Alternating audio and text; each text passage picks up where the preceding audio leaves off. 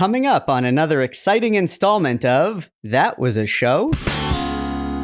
Top of the Heap was a show. It was the first of 2 Married with Children spinoffs, starring Matt LeBlanc as working-class himbo Vinnie Verducci. Brynn, Aaron, and Barry couldn't resist exploring this character further after their previous episode about Vinnie and Bobby.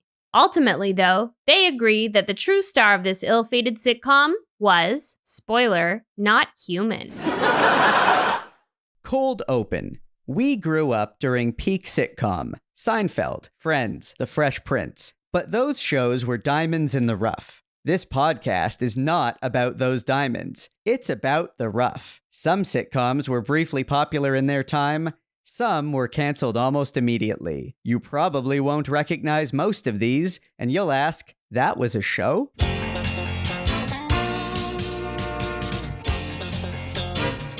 That was a show? The podcast about failed or forgotten sitcoms from the 80s and 90s, starring Brynn Byrne, Aaron Yeger, And Andrew Helmer as Barry. a Radio Gizmo production.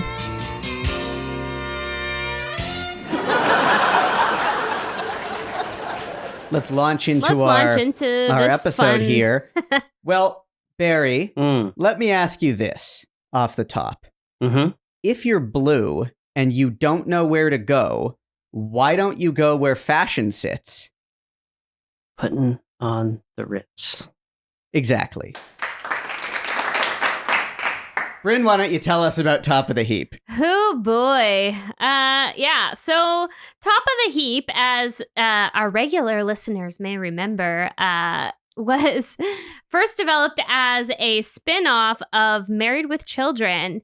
It was created by Ron Leavitt and Arthur Silver, and it aired on Fox for a total of 7 episodes throughout April and May of 1991.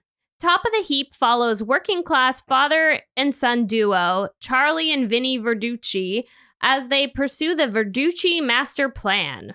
The plan is essentially to become wealthy through young, handsome Vinnie marrying into a rich high society family. Both Charlie, played by Joseph Bologna, and Bobby, played by Matt LeBlanc, bumble their way through various schemes and speak in malapropisms.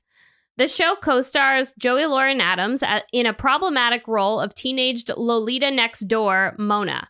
The legendary Rita Moreno as Alexandra Stone, a country club manager and love interest of Charlie. The biggest star, in my opinion, of Top of the Heap, however, is a majestic Persian cat named Mr. Fluffy. So for this episode, we watched the backdoor pilot, which was actually part of season 5 of Married with Children. It's episode 20, if anyone's interested. We also watched episode 1 and episode 4 of Top of the Heap. So why did we decide to cover this? Well, if you are, again, a regular listener, you may be wondering why we decided to cover Top of the Heap second. The simple answer is that we discovered Vinnie and Bobby first. One of the best parts of doing this podcast is organically discovering new sitcoms while doing our research for our episodes. We basically couldn't resist covering this iteration of Vinnie Verducci after chatting about it last episode. And of course, ultimately, it's our podcast and we can do whatever we want. So I guess we're now Vinnie Verducci completionists. Yeah, basically. Yeah, I guess so. So who wants to kick things off? Right off the bat, I will say that the Vinnie-Mona dynamic is somehow even worse in this show. Yeah, it's like much worse, and I didn't think that was possible. Yeah, they obviously retooled that whole dynamic when they retooled the whole series to become Vinnie and Bobby. She's definitely way more provocative in this version and is dressed Way younger. Yeah. Way younger. Yeah, it's pretty rough. It's pretty awkward. And she's way more aggressive towards Vinnie in this version. And there's a lot more inappropriate dialogue that happens between all the characters and her. Yeah. So I mean, I guess just to start off would be like, I really hated Vinnie and Bobby, and I really hated Top of the Heap. I didn't get a lot more out of it than out of Vinnie and Bobby. I mean, I would say that Vinnie and Bobby gave me a little bit more Matt LeBlanc charm, where in this he just sort of annoyed me, actually. Like I wasn't seeing it in this one, like I felt like his character, like I didn't really like spending time with him or his dad or anybody here. Yeah. Except for Mr. Fluffy. Yeah, Mr. Fluffy is the best. But do you think generally, like, this is a little more mean-spirited? Do you think that's what was not doing it for you, or? Yeah, this is very in line with the Married with Children, like, very dark view of the world. And as I think I've mentioned before on the show, I don't really truck with it. I find it very just sleazy and like proud of it, and it's just not for me. It's not for me at all. Yeah. I think that's a very fair point.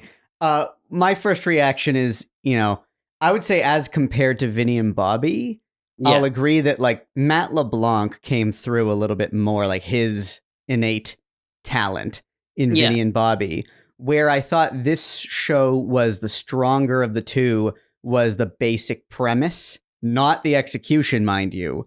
But just conceptually, father and son duo who are both kind of silly and kind of dumb, attempting to break into high society with these various get-rich-quick schemes, and the idea of a sitcom that is led by a father and son who are living together like that. That part, I thought, has promise, like that concept.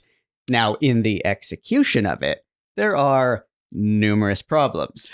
Yeah, I mean, I think probably the reason, it's not to say that I found LeBlanc's performance weaker or anything like that, even though I'm sure I probably said it about a minute ago. It's just that he's not really the focus. I mean, most of the show does seem directed towards Charlie. A lot of Charlie. Played by Joseph, I want to say Bologna? That's Bologna, I guess. We researched it. It's Bologna. Yeah, but it's spelled like bologna. Yeah. So his name is Joey Bologna. Yeah. But he's trying to distance himself from that. Yeah. Interesting. Yeah. I mean, it is focused on him, I think, because he was a pretty big star at the time, like a pretty big television star. So, yeah, I think they left a lot of the like kind of heavy hitting to him. But yeah. And he's, what he's doing, he's very good at. Yeah. There's not like a single second of his character that I didn't believe really was this terrible. So I guess from a performer standpoint, he was doing a great job. Yeah. Okay, so we watched 3 episodes. Do you two have any preference as to what order we talk about them in? Like, should we talk about the backdoor pilot first, or do you want to like leave that for the end and talk about episode 1 first? Let's just go chronologically. Yeah, let's do it. I really do feel that the backdoor pilot, much more so than almost any other like backdoor pilot I've ever watched, really feels like it's necessary. Yeah. Like you really feel like that's what starts the story, whereas the actual pilot doesn't really jump things going. It just kind of is like another adventure. They're already, going through their Verducci master plan. So it's interesting. Yeah, I agree. You really do need it. And it's very funny because in the episode, it's actually Al that comes up with the Verducci master plan. Yeah. It is. It's what he wanted to do, but he's too old. Exactly. That's how he positioned it. But basically, he's the same age as Charlie, so I don't really understand. No. I mean, like, they're both old and married. Yes. The master plan involves Vinnie, the son, who's young and attractive and single, to carry the plan. And all right, so basically, Bud Bundy is not carrying it out. That's for sure. Yeah, Bud Bundy is not. So yeah, to explain the backdoor pilot, essentially, it kind of presents Vinnie as having just had a fight because he's a boxer and he's trying to like recover from that. And apparently, he lost the fight. And Al Bundy, who's a buddy of Charlie's, bet his TV that I guess Vinnie would win, and so he lost his TV. And so Al and Charlie are kind of meeting up at the legendary shoe store where Al Bundy works, and they're talking about the whole situation, and Al's pretty peeved that he lost his TV, and they just sort of like come up with this like idea of like, they're talking about how down and out they both are, and how it's like, oh, if only they could have married someone rich. And then, you know, it's kind of a eureka moment for everybody involved, because they decide that, oh, Vinnie is young and handsome, he can do it. And then Charlie, by virtue, will sort of like ride his coattails to high society. Now, I will say that scene in the shoe store was my one genuine laugh out of all 3 episodes, in the line where Charlie says to Al, "My kid's at a difficult age where he just might turn into a you." Yeah, that's a good line. Yeah, and by you they mean Al. Yeah. The scene was enjoyable in that, like, again, I do not find Al Bundy to be, I hate the character, but man, can I not deny that performance is great. Yeah. Like, just every dripping inch of it. Yeah, I mean, Ed O'Neill, you know, whether you love or hate the character as an actor, he crushes in that show. Yeah. Yeah, that's why it became such an iconic show, is really Ed O'Neill and Katie Sagal. And, you know, Christina Applegate as well. From an acting standpoint. Yeah, it's incredible. So basically they start to kind of make moves in this plan. They go to this party, this like they kind of scam their way into this like high society party. Was it at a country club? At a country club. Yes. Yeah. Okay. No, the country club was in the second episode. Or was in the pilot. It's all a blur. Right, This was generic high society function in what was a very poorly dressed set. It looks like where everybody had their like grade 8 graduation. Yes. Right. It totally did. Yeah. It looks like where you did, or Looked maybe very like a cheap. like a high school semi-formal. Totally. You could just like feel the heat emanating off the off-screen like giant aluminum trays of penne. Yeah, totally. Oh, yeah. So it's like basically your generic gala type situation. And so Charlie and Vinnie are trying to mingle, and they're sticking out a little bit, but you know, they manage to be somewhat charming, and because Vinnie's like cute, he kind of like manages to get the attention of some women there. There's a lot of gross jokes. Like there's a beat where Charlie has a young woman like bend over to like pick up her purse. Like it's a lot of the same kind of crass, horny, misogynist humor that is in the Married with Children universe. So it's basically like this tradition is continuing. Absolutely. The one thing I thought was like, it's not funny, but like, this setting for a show of that time to play off of like high society or like those types of parties and, pompous rich people in tuxedos sort of thing. Like that was both very on trend and like really rich for comedy at that time, especially. Yeah, it's true. And we've talked in this podcast many times about how country clubs are like a major trope for representing that you've made it into like the upper crust or whatever. And so as a backdrop, that worked for me. Again, problems in the execution. I didn't mind the line where they've just arrived and they're in their tuxedos, and Charlie says to Vinnie, you don't have to worry. To prepare us, I've read, and he starts listing like books and research that he's done. And he says, I've read Trump as one of the things. And I'm just like, yeah, because I guess at that time, that would have been like a representative staple of that kind of high society gala function sort of thing. It's weird to think that at some point Trump's The Art of the Deal would have actually been a well-regarded piece of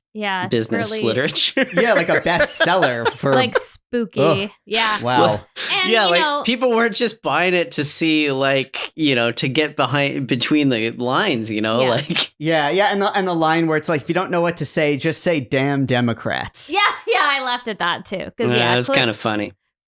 Clearly people in that crowd would have been Republicans. Well, yeah, so this whole thing, and Married with Children very much falls in line with this, is that, after the 80s Reaganism, was a very capitalist, yay, everybody go get their money. And then when the 90s kind of rolled over, you see a lot in pop culture, there's a real eat the rich theme that kind of gets tossed. Like, starting with the early 90s, The Simpsons really jumped off, and so did Married with Children. Both those shows basically were like, we're not talking about the rich people anymore, or if we are, we're mocking them. And that's kind of where we find ourselves in this show. Yeah, I mean, they're making fun of them, but certainly the two characters, like, it's like, who are we making fun of more? I don't quite know, because they want to be in that world. Everyone. Yeah. I guess the joke is on everyone, but I would say most of the jokes come at how ridiculous society is. Yeah, I guess so. Yeah, you're right. And the other thing is, like, we've talked in the past about how bowling is this sort of opposite of the country club. Like, bowling is like the working class activity or sport or thing to be a member of. And there's no bowling, at least in these episodes of this show, although, I can't imagine that they wouldn't have eventually made it there if the show lasted long enough. But the fact that he's supposed to be like a struggling boxer or trying to be a boxer is in some ways an equivalent. And maybe and the horse track stuff, horse track betting, references to that. Yeah. So there are these equivalent references, and I can't help but thinking, having just watched the movie Rocky for the first time, which, if you can believe, I just watched that for the first time. Boxing really is, at least in pop culture, at least in pop culture, very much like a working class aspirational. This is a way for someone who's struggling, has a shot at making it if they're a good fighter, sort of thing. And of course, that's like a big central theme in Rocky, and they don't talk about it much in this show, but they're living in this sort of tenement slum apartment, at least that's what they call it. And they live in a tenement. And the idea that he's trying to be a boxer is like a good way to play into that, at least at the time. I almost wish they had explored that more.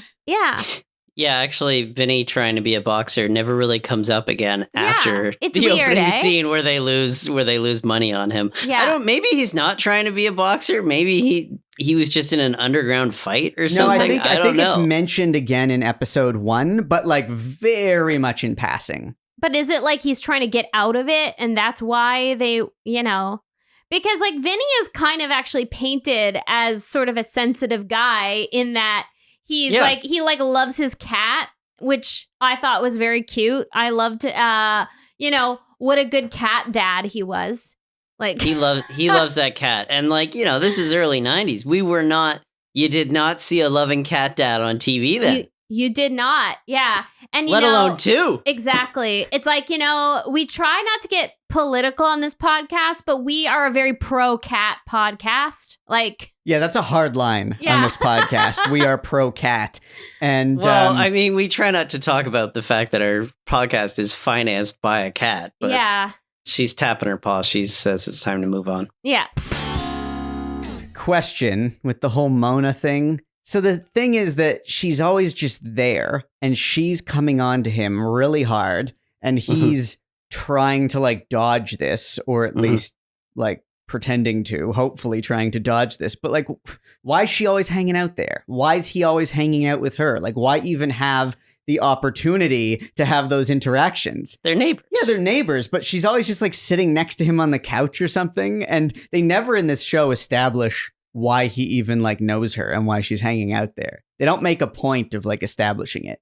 I don't know. I guess you get the feeling that they've lived in that building a long time, and the relationship between them is probably very much he was, the guy that kind of looked out for her when she was a kid, and then now she got a little old and she's got that crush on him. It's a realistic scenario, I think. I don't think she has any friends. Yeah, I mean, there's probably not that many people their age. Well, they're not the same age, but her age, like in the building. But it is kind of like, I think what Aaron's getting at is it's hard to believe that if he truly does not want her around because he's afraid of like, her hitting on him, why is he letting her in the apartment? Like, she lets herself in, but I agree. And I think it's weird to go back to think that Vinnie and Bobby improved anything. Yeah. But in Vinnie and Bobby, you got the impression that he at least liked being around her. Right. Like, right. It wasn't constant annoyance. Yeah. Like, yes, she was always trying to get with him, but they were communicating about things other than that too. Yes. Whereas in this, that's it. Yeah, that's it's like all they were very one note on her end. In Vinnie and Bobby, it's more like they're trying to establish some sort of quasi-friendship or neighborly relationship at least. And in this, it's just, what is happening here? And again, it's not like they're crossing paths in the hallway or the lobby of the building and she comes on to him. She's just hanging out constantly in the apartment. In their apartment. Yeah. She's I mean, the honest truth, she's in the ensemble. They're paying her. Also, I mean, they're going to build another set for the lobby? Yeah, they got a lot of mileage out of this one apartment set, which again is a half decent set. But to see it used in Married with Children, right, Top of the Heap, and then still used in Vinnie and Bobby, they got their money's worth on that one. Yeah. It could also be a situation where, it was the early 90s, so she's a teenager, but she's also like a latchkey kid, like her mom's probably like out doing whatever, or her parent is probably out like working long hours and like leaving her for hours and days on end. So she's just kind of like bored and by herself. So maybe That's true. Mona has no strong influences in her life. Yeah, clearly. Like this is it. Yeah. Yeah. And I mean, I'd want to hang out somewhere with a cute cat, like, And a cute Vinnie. Yeah. Obviously you're going to go where the LeBlanc is at that age too, Yeah, exactly. And obviously like Charlie is the super, so maybe he kind of has to keep an open door policy. Who knows? But I like that he's kind of like one of these absentee supers and he doesn't like do his job, because that's #relatable in a big city. Two short lines that I did find kind of amusing, because there are a lot of these one-liners in this show delivered by both Vinnie and Bobby where, they're trying to sound smart, especially Vinnie, where he tries to sound smart. The crotch of luxury. Yeah, I liked that. Instead of the lap of luxury. And you're in your ointment. Yeah. I like that, especially those ones. I like that they don't correct the joke. Exactly. Yeah, it's good. So in episode 1, we get to the country club, which is, very exciting. We got to get to those like tropes. With all of the wealthy people with their mid-Atlantic accents. Yeah. Yes, quite. And okay, so I didn't really get the whole dynamic with Rita Moreno's character. Like, does she actually like Charlie right off the bat? Like, is she actually being serious? I think the implication is that she finds him attractive, but knows that he's scum. Okay. Yes, and what's great is that instead of figuring out a way to kind of get this through in the story, she just repeatedly explains how she's feeling, which gets really weird, because then you start going, is she feeling this? Or, Well, that's why I was confused. Yeah, exactly. Yeah, she practically delivers soliloquies on the subject of how she feels about him. There's people are allowed to go off a lot on this in this show. Yeah, it's just, there's a lot of inexplicable horniness, but I guess that is part of the Married with Children universe. Like, everybody's just horny, everybody's just being inappropriate and has no boundaries with each other. There's always someone uncomfortable. Mostly it's men. Mostly it's me. Yeah, I know. I mean, we're all uncomfortable, frankly, watching it. But it's like the male characters who are always fending women off. And it makes zero sense because, like, you know, with the exception of Vinny, like, they're not, like, there's just no reason for it. Speaking of which, this episode has a Bud Bundy cameo where Right. he is, of course, with some model type that is just hanging off his arm inexplicably. Well, because he's pretending to be rich, I believe. Yeah. He's pretending to be a pro golfer. A pro golfer. Yes, yeah. Which I will admit, like, the idea that the Bundys and the Verduccis have similar tendencies toward these types of hustles is like a funny thing to emerge from the story world. Yeah. But again, that's a funny idea in theory. In practice, it's gross. Yeah, Yeah. like when it's funny, like when Bud shows up, it's so like, because this is the pilot and you know somebody from Married with Children is going to show up and it's Bud. Yeah.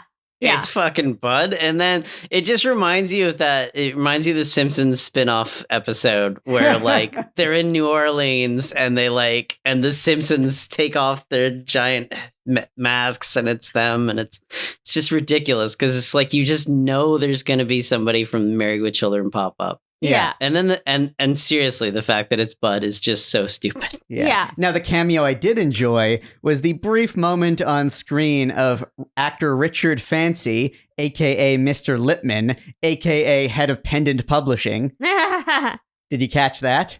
I missed him. He was at the sitting 50s, at the bar at the 50s party. At the 50s party. Because, of course, that's another trope of like 80s and 90s sitcoms, a 50s themed party of some sort. Like and as you pointed out, there's an aerobics class, yeah, too. there's it's got all of the greatest hits of 90s tropes. Until you said it out loud, I was just like, oh, that's really weird. But if you think about it, the early 90s and the 50s, that is not too far from the fact that currently we do a lot of 80s nights. Yes. It's the same kind of thing. It's the people who are writing the shows have this nostalgia. Right. 4 decades back. Yeah. That's what bars do now. Yeah. You're right. You're right. it's Here we true. are thinking we're above this, but Yeah, well, guys, we're making a podcast about 80s and 90s sitcoms. yeah, exactly. So Oh, right. we're Right. guilty. Oh, we're I guilty. know. We're just a Oh. big trope ourselves. Oh, we're not special. no. We're dear. not No. original. Oh We're dear. just no. a trope ourselves. How meta. Yeah, it's. Ugh. He did look really good in the greaser outfit, I have to say, Vinny. Yeah, he was definitely pulling some like Patrick Swayze and Dirty Dancing moves at the party, and the women were all over him, basically like Which fondling him. Matt LeBlanc pulled off the dance moves He pretty did. well. He's a star. Like, there's not much more to say there. Like, he was like very charismatic, and you know, I don't know. He's a rare talent. Yeah, the whole 50s trope. There's like what else is there? There's like all the tropes. There's like, I mean, and this is like a bad trope. I don't know if I should call it a trope or just like a problematic thing, but there's so much like fat phobia, like, but it's only directed toward women in this like iteration, basically. We'll call it a tendency, a Yeah. very common tendency Yeah. in these shows. It's, ugh. Yeah, I would be really surprised if this show had a single episode in it that didn't engage in that in some way. Yeah. And I mean, that's why it's like hard for us to like really be on board with these shows, is because it's just cheap. Like, it's just cheap. And like, I feel like there's a way to do shows like this where it's about people who are kind of like, you know, they're crass people, but you don't have to go there. You don't have to go to cheap, like, fat phobic jokes. You Or, don't. I mean, know, No. Seinfeld. Well, Seinfeld. yeah. Always Sunny. I mean, these are two great examples of showing shitty characters and still being able to be with them. I mean, even It's Always Sunny, as malevolent as the characters are, it's very clear that they are supposed to be terrible people. So Yeah. at no point do you ever think you're supposed to be, like, if they say something bad, you're never supposed to be on their side. That's Yeah. very clear. Whereas I really do get the feeling that the show wants us to be on Charlie's side a yeah. lot. And he's not a good guy. Like, he's not. Like, we're supposed to want them to succeed or something. Yeah. Whereas, like, when Dennis and it's always... Charlie Verducci. Sorry, Charlie Verducci, not Charlie Kelly. Yes, Charlie Verducci. And in It's Always Sunny, like, when Dennis is terrible, you're never wanting him to succeed. You want him to fail. Yeah. I think the thing that's a little confusing is, like, and maybe why it doesn't quite hit is because, like, Vinny's constantly being manipulated by his dad. Yeah. Vinny has a potential to be a really good guy, and there's some sweet characteristics that come out here and there. Like, he has some good-natured tendencies, but he's not the brightest guy, and he's just constantly being manipulated by his own father.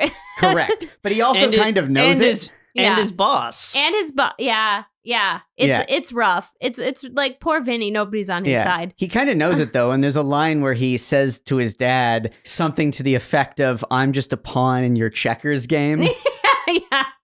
Your game of cosmic checkers. Right. Cosmic checkers. That was a show? We'll be right back after these messages. After these messages, we'll be right back. Hello, wonderful listeners and fans of this podcast. We want to hear from you. Go to anchor.fm/thatwasashow and leave us a voice message, and we might play it in a future episode. Or email us at thatwasashow@aol.com, our 90s era email address, and we might read your message. Our lines are open, so call right now. All right, back from commercials. Okay, so let's talk about episode 4. Episode 4. Finally, I got on board a little bit. Yeah. The scene between Mona and Kelly Bundy is fucked. Yeah, it's really weird. So Kelly Bundy makes an appearance in this episode playing herself. And Mona is like a weird fangirl of Kelly Bundy and like looks up to her like as a role model. And yeah, it's bizarre. She has her like give her an autograph, which is weird. And like Kelly writes in her little autograph, "Don't gain weight until you're married." I do have to say, it is a testament to Christina Applegate that when you introduced it, you said, with Kelly Bundy playing herself. God, with Kelly Bundy playing herself. Oh, God. And I was just like, yeah, I know what you mean. Because she just fully shows up and she's just Kelly Bundy's up this place real quick. Yeah. I love her outfits. Her outfits are really awesome. Like, she wears this like bright teal like top and mini skirt that are like very early 90s, but they're like very on trend. I liked it compared to some of the other outfits. I would say that there was actually an element of style to it. Yeah. And then she wears another outfit that's like a little mini skirt and an off the shoulder like floral number. She was on point. She like looked really good, and I was like, mm-hmm. They have a good wardrobe person on this show. Now, as long as we're on the topic of Kelly Bundy, when I saw the scene of Vinny and Kelly having a conversation together, I had this thought where I'm like, is Vinny supposed to be a male version of Kelly Bundy? Like, he's introduced originally as her boyfriend in the backdoor pilot, but like, is that the goal with him? I don't know. No. I think he's a little more sweet and innocent. Yeah, Kelly's usually pretty cruel. Yeah, I don't know. I think they're counterparts to each other. Yeah. They do work really well together. Like the scenes with them, they do bounce off each other really well, and like she almost works on the show. Yeah. I mean, I think the thing with both of them is neither of them are very bright. So that's what they have in common, but whereas like Kelly, the whole thing with Kelly, and this is not me saying this is what the show is saying, like in Married with Children, her whole thing is she kind of uses her looks and sexuality to manipulate people. And whereas I don't think that Vinny does that. But it's what Charlie wants him to do. It's what Charlie wants him to do, but Vinny's doesn't seem capable of that. He seems like a little too like innocent and a little self-conscious, to do that. Right. I was going to say, it's kind of funny because if you think about it, if Al tried to employ the Verducci plan using Kelly Bundy, in place of, Bud, because Bud couldn't pull it off. Al might be able to be all right. Yeah. Like Kelly could easily marry Rich someday and take care of Al, and Bud, not so much. Yeah. Maybe before we go further, we should talk a bit about the plot of what happens in episode 4. Go for it, Aaron. You want me to describe? Yeah. Okay, so we've already talked a bit about Mr. Fluffy the cat. In episode 4, we open on a scene where there's a bit of a dispute between Vinnie and Charlie. The cat is Vinnie's cat. Charlie doesn't really like having the cat around. And there's a conversation around how, people really value their cats. People love cats. And as an example, Vinnie cites a classified ad in a newspaper about a missing cat where someone's offering a $5,000 reward for their cat. Charlie sees the ad, and it's a similar looking type of cat. And Charlie starts suggesting that maybe they pawn off Mr. Fluffy as the lost cat to get the $5,000. Vinnie is, of course, mortified by this because he loves his cat more than anything in the world. And but the implication is that Charlie might, behind Vinnie's back, try to sell the cat. And what happens is there's then a scene in the laundry room where, not specifically through Charlie's fault, but somewhat through Charlie's fault, like he brings the cat down to the laundry room to make a phone call for the ad to try to get the money. And the cat wanders into a clothes dryer, and this woman who lives in the building starts the dryer. So the cat is kind of in the clothes dryer, and Charlie ends up saving the cat. Literally saving the cat. And then now he loves the cat. Yeah. And he can't believe he would have considered selling the cat. He loves this cat. Mr. Fluffy is now the greatest thing in the world to him now too, just like with Vinnie. And he goes back up to the apartment and he starts promising the cat, like, I'm going to get you the best bed to sleep in. I'm going to get you the best food, all of these things. And this other neighborhood cat comes to the window and there's a reference to how Mr. Fluffy, this Roxanne. is Roxanne the cat. Mr. Roxanne Fluffy's the- girlfriend. yeah. So he lets Mr. Fluffy go hang out with this other cat out the window. And when Vinnie comes home, he accuses his dad of having sold the cat because the cat's gone. And the cat does disappear for a few days. And so Vinnie is convinced that his dad sold the cat for the $5,000 reward and is lying to him. And Charlie needs to convince Vinnie that actually he loves the cat now. And that's the plot of the episode. It's a weird plot, and I was very stressed out in that laundry room scene. Like I was like very upset at the prospect of this cat being in the dryer, and I'm sure people were really mad about that episode. Like even in the 90s, like I'm sure people did not like that, and maybe that's why Mr. Fluffy didn't make it into Vinnie and Bobby, because they didn't, like, there's probably and today even I feel like that wouldn't, well, especially today, that wouldn't really work, because there's a lot of like talk of how show business animals really shouldn't be a thing. So not if you're gonna make jokes like that. Yes, exactly. Or use them as plot devices in that particular way. Yeah, for sure. Well, I mean, at no point was that cat in the dryer, guys. No. I mean, they take out a very clearly a fake cat. But even the implication of it is like harmful. Oh yeah, to be clear, we're not suggesting that they actually put the actor cat in harm's way in the process. It's clearly all faked, but the implication. My favorite thing about it is when he tries to explain to Vinnie that the cat's gone. He's like, no, he's just out with Roxanne. And Vinnie, my favorite joke in the whole episode is Vinnie's like, now I know you're lying. He hasn't been seeing Roxanne for months. And I just like that they both know the cat's dating history. And like that's funny. Yeah. And then at one point, Charlie tries to lure Mr. Fluffy back into the apartment by putting his favorite food out on a plate, and that attracts several neighborhood cats, and it's like very cute because there's a bunch of cats. But it's very cute. There's also a scene where Charlie plays with oh my god, with a cat in a way that like literally anybody who's ever had a cat has done. Yeah, he basically boxes with the cat, and it's the greatest thing ever. Oh no, I meant when Charlie's dancing with the cat. I'm like, literally every cat owner has danced with their cat. Yeah. Oh yeah. Well, and the boxing though, they're both amazing.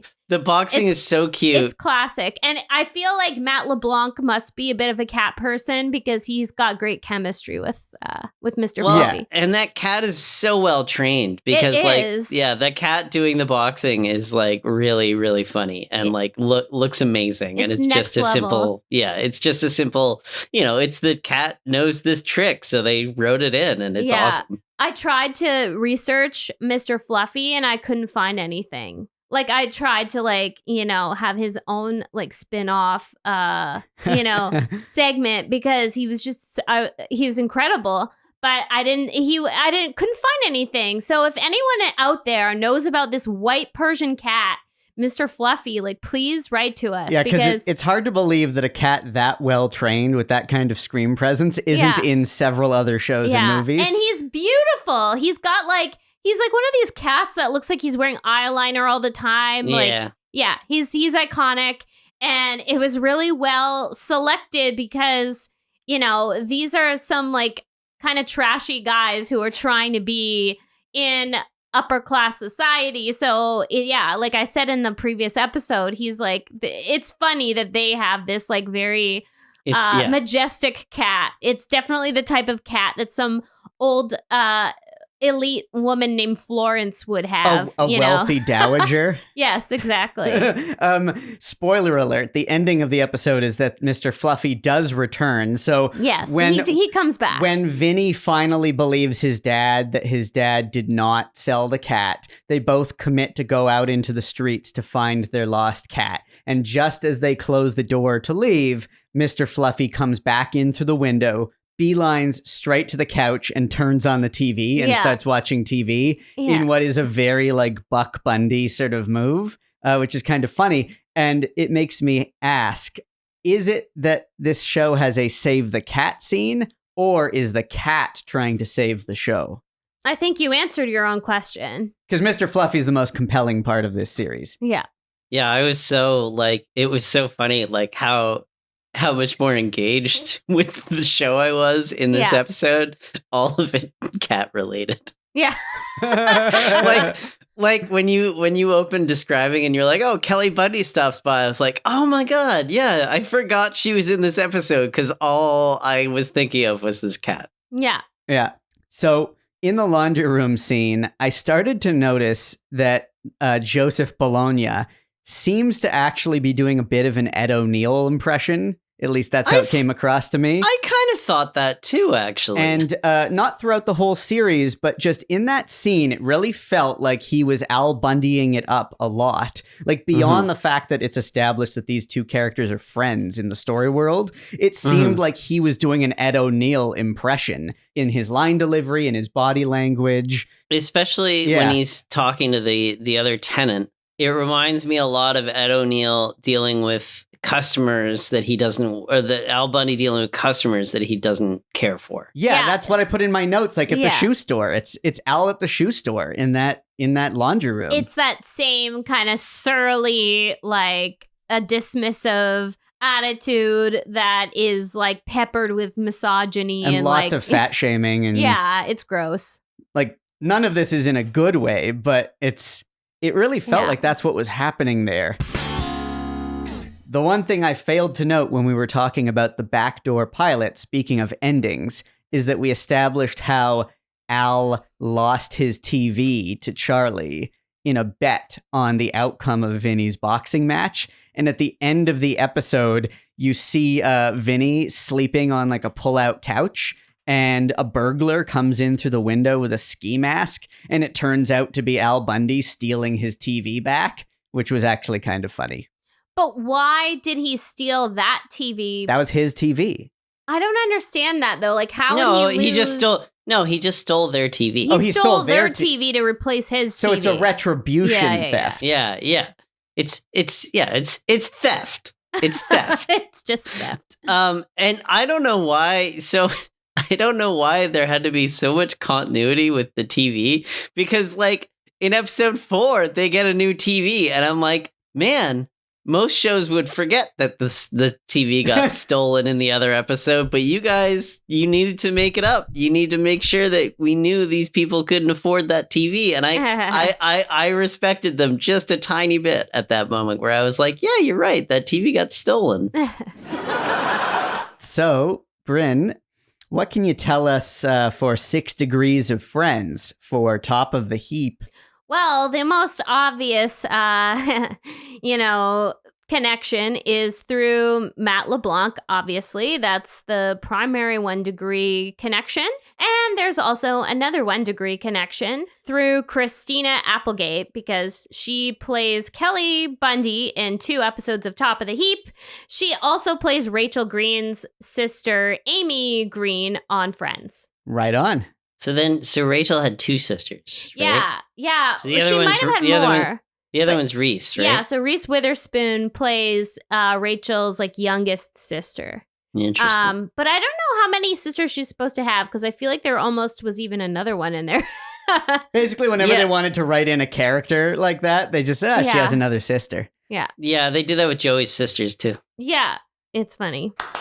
So what of the spinoff? Well, I mean, we all know what happened with Matt LeBlanc after Top of the Heap. Did he make it? Yeah, he did, in fact, make it, in that he was in one of the most legendary 90s sitcoms ever.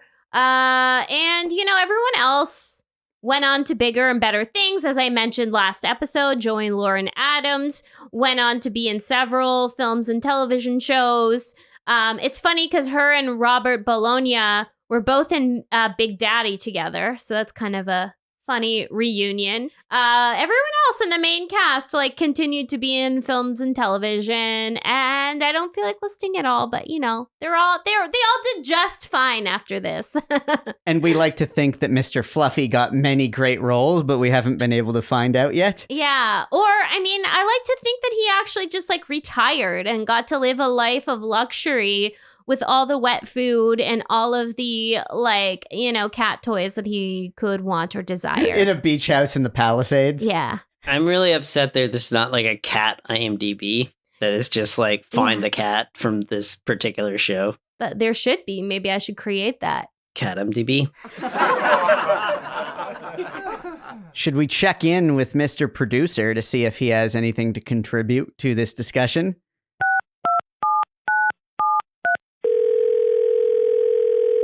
Mr. Producer, are you there? What are you talking about on the this was a program today? On That Was a Show, we're talking about the show Top of the Heap. Oh, Top of the Heap, that was a tremendous program. Lasted for years, I think, didn't it? Not so much. Oh man, we had some great times. That's one of mine, actually. Oh, that's interesting. Oh, do you know it came from a weird place, but sometimes, you find a performer and you gotta put them on the air, Someone who just demands the camera. The lights love them, Everybody wants to see more of them. They're just beautiful. Absolutely beautiful. Agile, glossy coat. Oh, man, Mr. Fluffy was one hell of a performer. That's really interesting. Can you tell me any stories about working with Matt LeBlanc? Yeah, Matt LeBlanc. The kid was, you know what? I got some hard-boiled eggs going on the stove. I'm gonna have to let you go.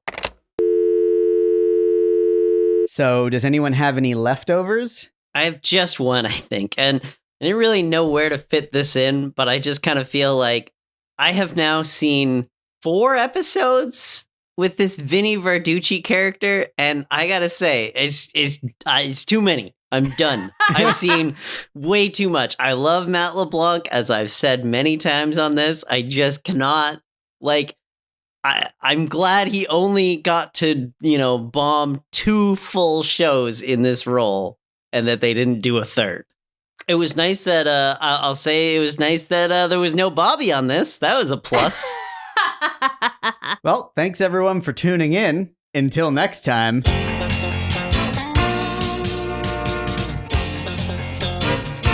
That Was a Show is created and hosted by Brynn Byrne, Andrew Barry Helmer, and myself, Aaron Yeger. It's a production of Radio Gizmo in Toronto, Canada. Subscribe, rate, review, and share. Follow us on Instagram and tell your friends about it. That was a show? Radio Gizmo.